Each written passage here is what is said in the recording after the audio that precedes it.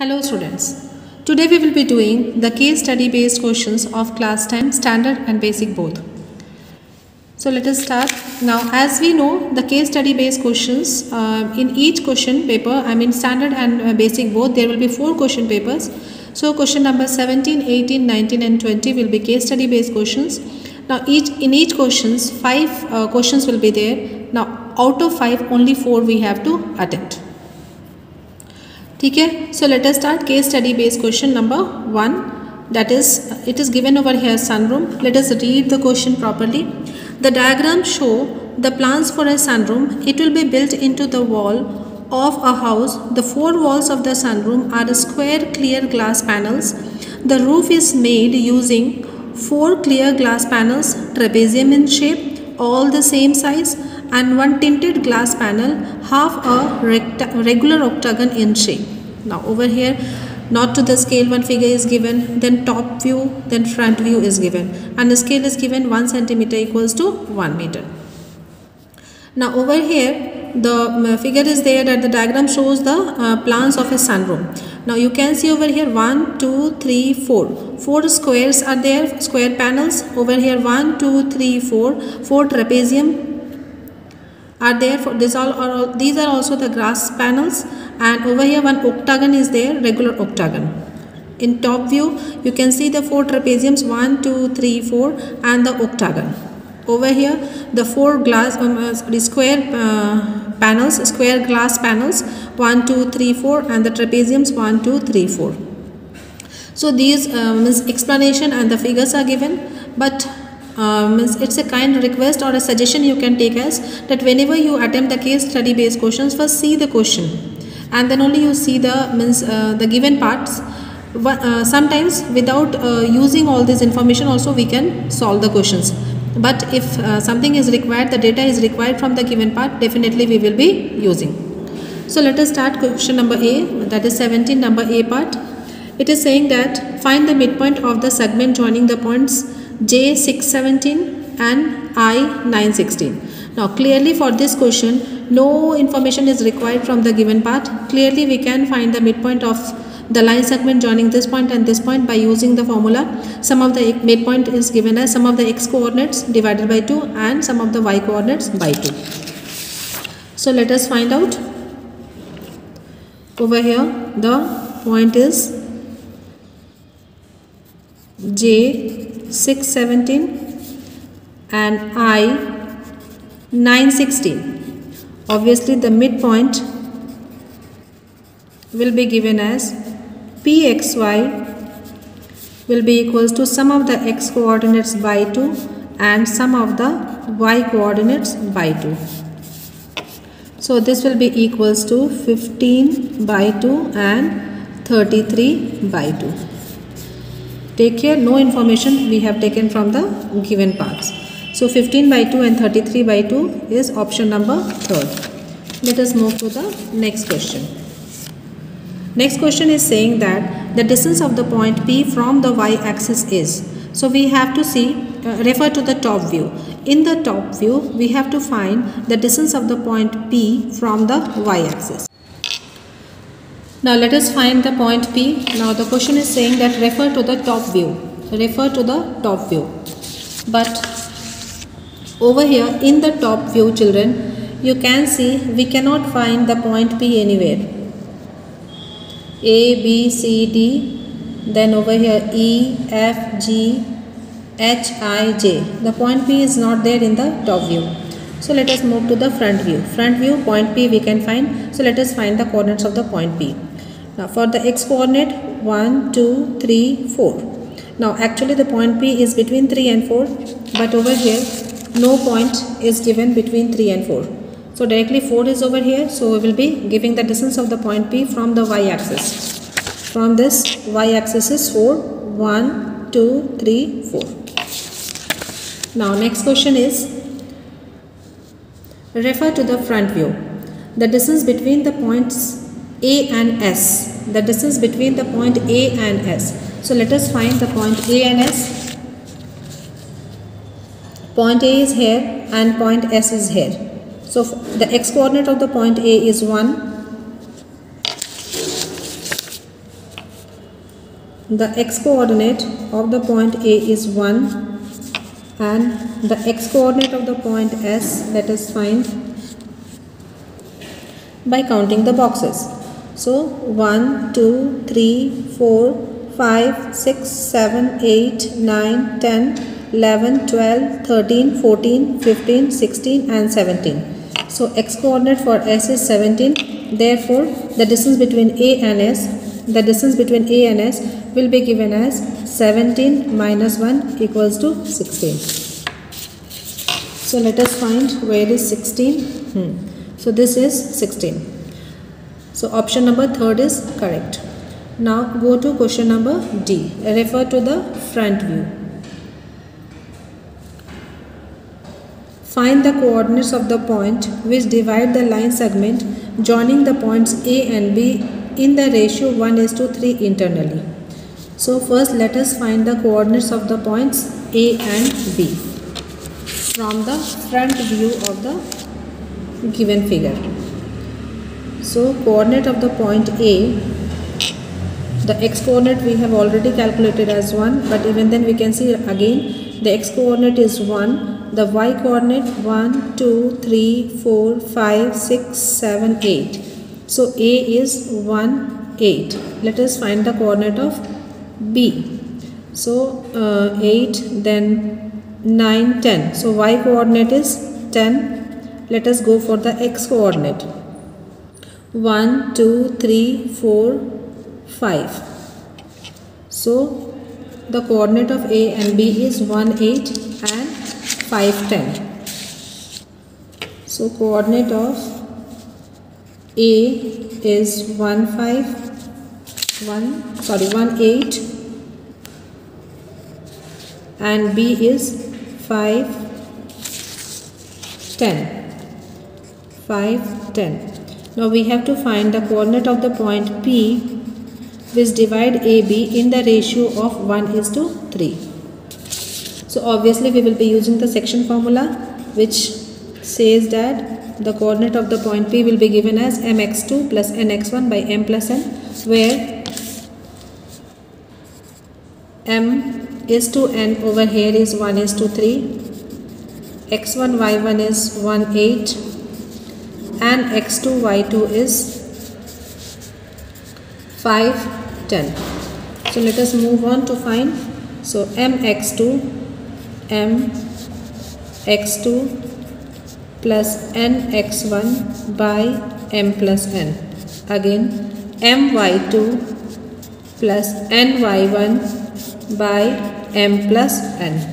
So this will give 5 plus 8 by 4, that is 8 by 4, and over here 24 plus 10 is 34 by 4. So 4 2s are 8, 2 2s are and 2 17s are. So we will be getting the answer as 2, 17 by 2. So let us see which option is correct.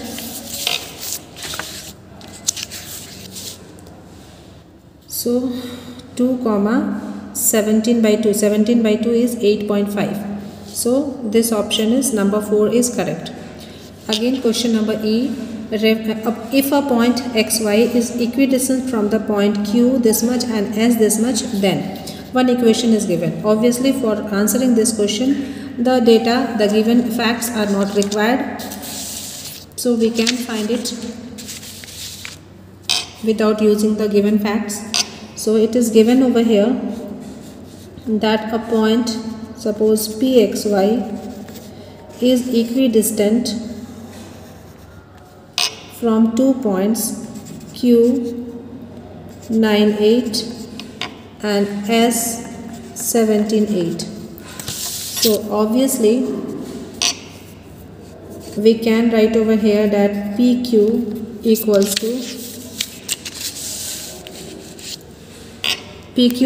to PS. I think you are able to see. This implies PQ square equals to PS square. This implies, now PQ by using distance formula we can write over here x minus of 9 whole square plus y minus of 8 whole square equals to x minus of 17 whole square plus y minus of 8 whole square. Both the y coordinates are 8. Let us see again. The y coordinates are 8. Okay, so these two will be cancelled. So we can say over here x square minus of 18x plus of 81 equals to x square minus of 34x plus of 289. So this x square will be cancelled, and minus of 18x plus of 34x equals to 289 minus of 81. So this implies 16x equals to 208. So this implies x is equals to 208 by 16. So 16 1 ja, 16 3 ja equals to 13. So therefore we get x is equals to 13, or we can write x minus 13 equals to 0. So let us see which option is this. So x minus 13 equals to 0 is option number 2nd. Now let us move to case study question number 18. Now case study question number 18 is based on scale factor and similarity. Now scale factor means some concepts has been given. Now as I was saying when I was doing the chapter, I mean construction, that scale factor is actually deleted from the syllabus, but you can see the question has come from the scale factor topic. That's why I explained everything from the scale factor in the construction chapter as well. So scale factor and similarity, the concept is given over here. A scale drawing of an object is the same shape as the object but a different size. The scale of a drawing is a comparison of the length used on a drawing to the length it represents. The scale is written as a ratio. Now about similar figures also, the ratio of two corresponding sides in similar figures is called the scale factor. Means it is connecting the concept of the scale factor with the similar figures over here. And scale factor is equals to length in image by corresponding length in the object. Now if one shape can become another using resizing, then the shapes are similar. So we are knowing a smaller figure and a bigger figure of the same shape is similar with some properties also. Now if two figures are two triangles over here it is given are similar, then if we rotate it, if we reflect it, or if we make it take it a slide view, then also the triangles are similar. Here one statement is given that hence two shapes are similar when one can become the other after a resize, flip, slide or turn. Now let us move to the question. A model of a boat is made on the scale of 1:4. The model is 120 cm. The full size of the boat has a width of 60 cm. What is the width of the scale model? So the ratio is 1:4.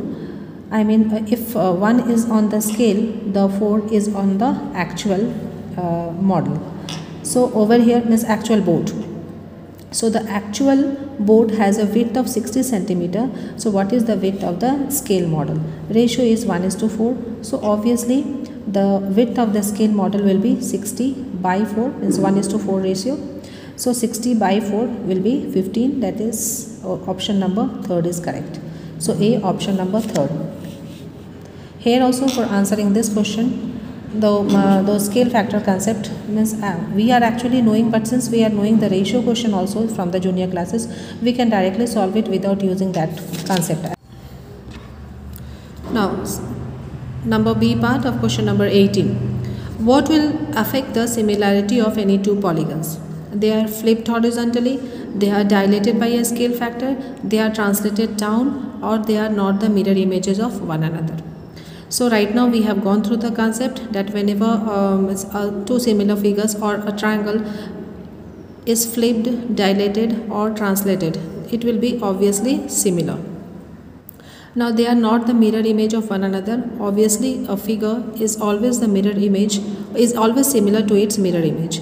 Suppose a triangle is shown in a mirror, obviously that triangle, original triangle, and the triangle shown in the mirror will be similar to each other. So this only is contradicting the given statement. So answer will be number 4. Go to question number C. Question number C is saying that if two similar triangles have a scale factor of A is to B, which statement regarding the two triangles is true? The ratio of their perimeter is this one, their altitude this one, their medians this one, the angle bisectors this much. Now always keep in mind, if two triangles have a scale factor of A and A is to B, then the ratio of their perimeters, their angle bisectors,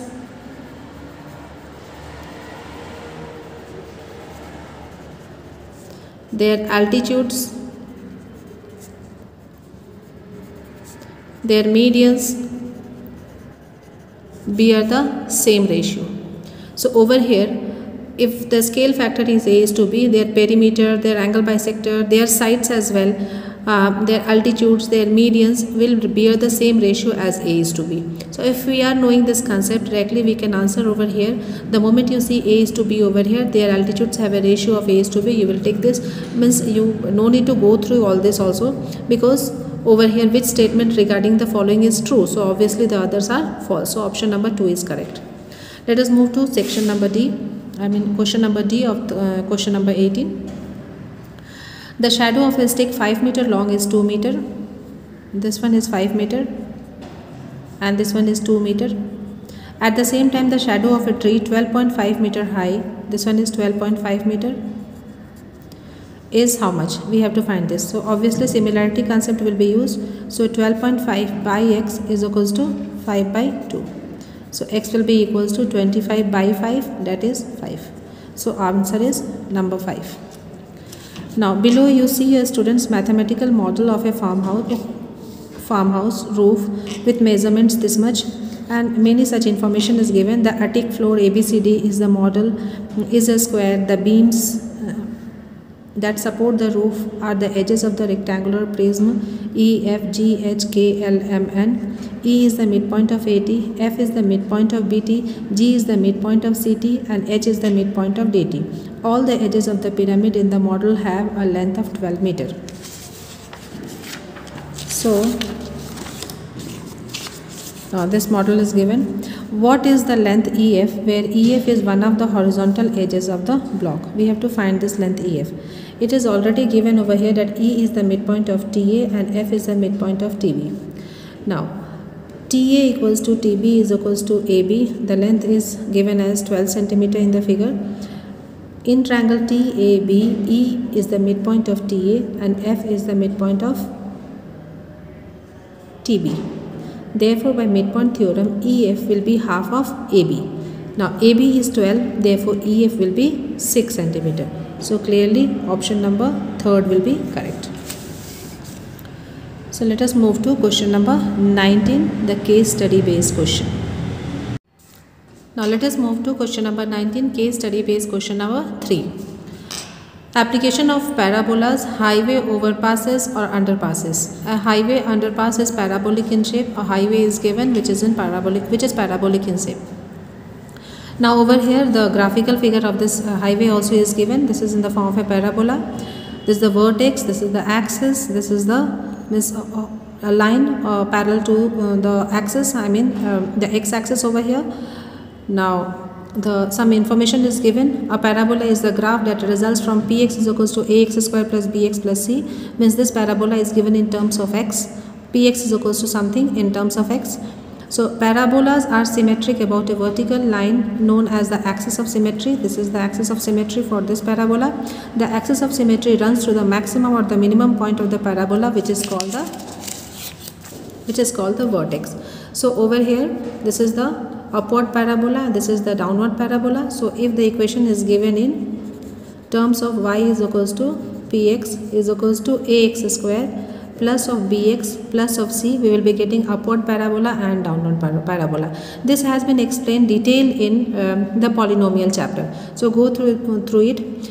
Now if this equation is in terms of y, obviously we will be getting the left hand side parabola and the right hand side parabola, but right now in this question only the parabola or the quadratic equation is given in terms of x.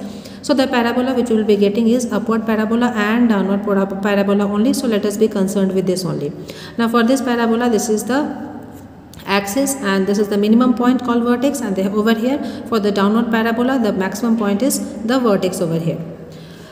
Now with all these informations, let us attempt the question. One thing more, children, keep in mind, in the last question, that is question number 18, the case study based question, you could have observed that we did not take the help of any of the information given in the knowledge part or the information part. Even then we have to go through, children. Now question number A is, if the highway overpass is represented by this much, then its zeros are. So obviously to find the zeros we have to equate it to 0. So x square minus of 2x minus of 8 equal to 0 implies x square minus 4 2s are 8. So minus of 4x plus of 2x minus of 8 equals to 0. So x, and over here x minus 4 plus of 2 x minus of 4 equals to 0. So x plus of 2 and x minus of 4 equals to 0. Therefore by equating these two to 0 we will be getting x plus 2 equals to 0 implies x is equals to minus 2, or x minus 4 equals to 0 implies x is equals to 4. Therefore its zeros we have to find, children. We are getting in option number 2, minus 2 and 4. So answer is number 2. Number B, the highway overpass is represented graphically. Zeros of a polynomial can be expressed graphically. Number of zeros of the polynomial is equal to the number of the points where the graph of the polynomial over here cuts the x-axis only. Now if the this example, that is px is equals to ax square plus bx plus c is not given, a general question it is that without giving that in the content part, if it is the general question, answer would be intersects y-axis or x-axis both, because if the equation is given in x-axis it will be cutting the x-axis, if the equation is given in y-axis then it will be cutting y-axis only. So for this particular question, ax square plus bx, the zeros of the polynomial can be expressed graphically, and the number of the zeros of the polynomial is equal to the number of the points where the graph of the polynomial intersects the x-axis. Let us move to section C. Question number C. Question number C is saying that, now next question number C, graph of a quadratic polynomial is, always the answer is parabola.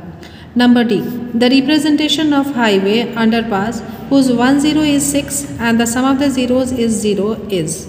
So over here we have to get the quadratic polynomial. So 1 0 is, suppose alpha is equals to 6 and the sum of the zeros is 0. So alpha, let the other 0 be beta, then alpha plus beta equals to 0 implies beta is equals to minus of 6. If we put alpha is equal to 6, beta we will be getting as minus 6. So 1 0 is 6 and the other 0 is minus of 6. Therefore sum of the zeros is 0 and the product of the zeros is 6 into minus 6, that is minus of 36. Therefore required expression will be x square minus sum of the zeros into x plus product of the zeros. So this will be equals to x square minus of 0 into x minus of 36. So this will be equals to x square minus of 36. X square minus of 36. So let us find the option. The option is number 2. Now let us move to section E. The section E is saying that the number of the zeros that the polynomial fx is equals to x minus 2 whole square plus 4 can have is. Now by saying this, generally we will be writing 2 over here because the quadratic, it is a quadratic polynomial and the maximum number of zeros a quadratic polynomial can have is 2 only. But children, keep in mind, in standard 10 you are only taught the real zeros. You are not taught the imaginary zeros. So over here this this expression will not be 0 for any value of x. Whatever value of x you keep over here, this term may be 0 but plus 4 is there. So this whole term fx can never be 0 for any value of x.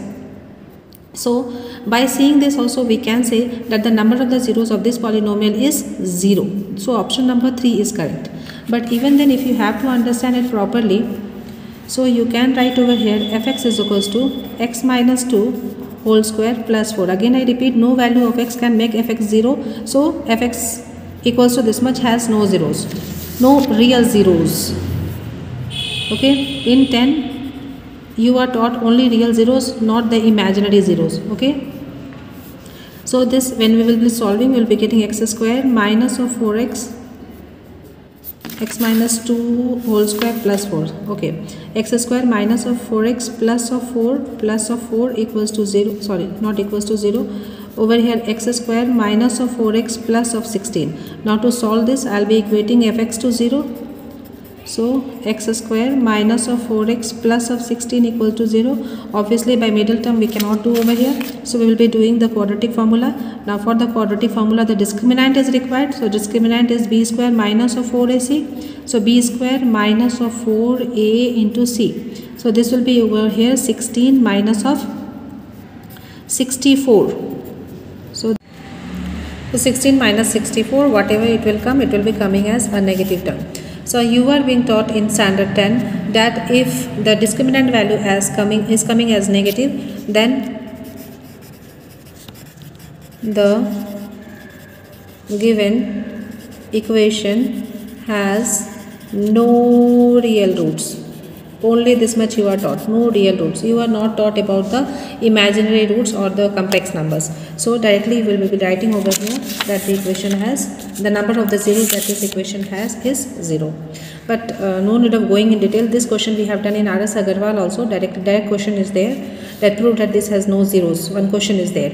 So the number of the zeros that this polynomial can have is 0. Let us move to case study based question number 20.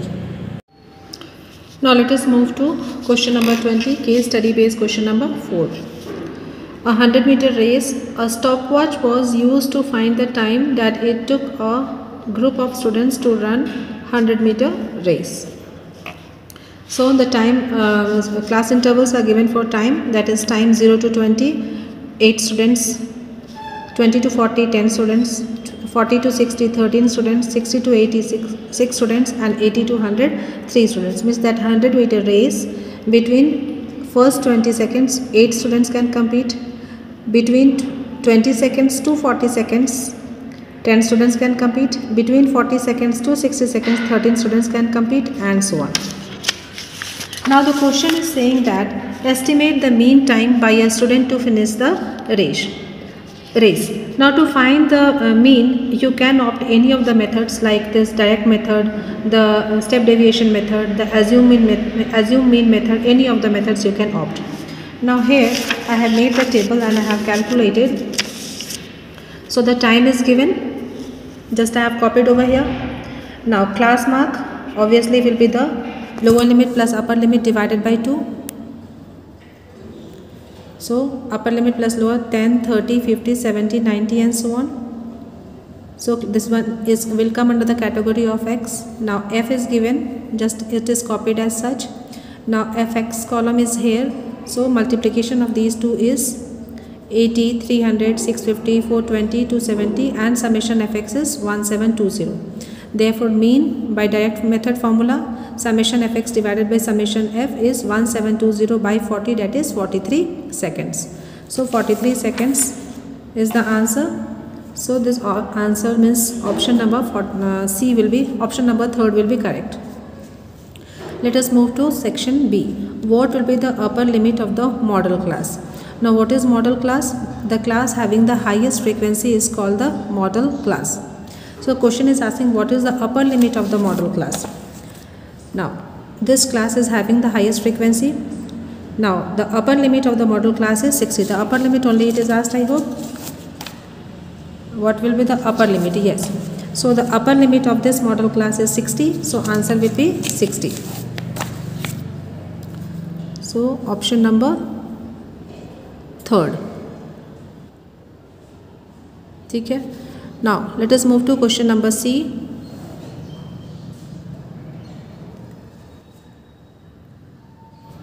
Question number C is saying the construction of cumulative frequency table is useful in determining mean, median, mode, all of the above. Obviously it is median. This has been explained very nicely in the explanation of this chapter. So cumulative frequency table is used in determining the median. The sum of the lower limits of the median class and the model class is. Now model class, we are knowing that it was 40 to 60. 40 to 60. This was the model class. This was the model class. The lower limit of this model class is 40. Now what I have to find? The lower limit of the median class. To find the median class, we have to find the cumulative frequency table.